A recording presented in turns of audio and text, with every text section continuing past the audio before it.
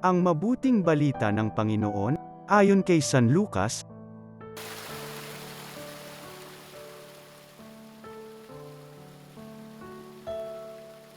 Noong panahong iyon, may ilang Saduso na lumapit kay Jesus.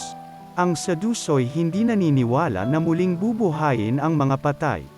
Guro, anila, naglagda po si Moises ng ganitong batas para sa amin, kung mamatay ang isang lalaki at maiwang walang anak ang kanyang asawa, ang kapatid na lalaki dapat pakasal sa balo upang magkaanak sila para sa namatay.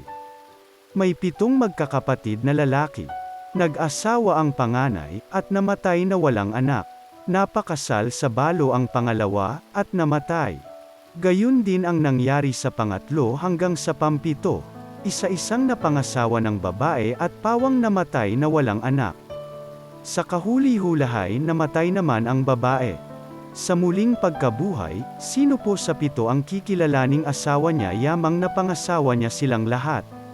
Sumagot si Jesus, sa buhay na ito, ang lalaki at mga babae nag-aasawa, ngunit ang lalaki at babaeng karapat-dapat na muling buhayin para sa kabilang buhay ay hindi na mag-aasawa.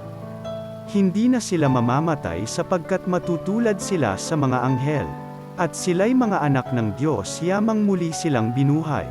Maging si Moises ay nagpapatunay na muling binubuhay ang mga patay.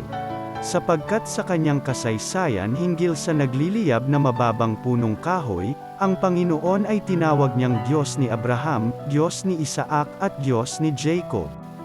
Ngunit ang Diyos ay hindi Diyos ng mga patay kundi ng mga buhay, sa Kanya ay buhay ang lahat.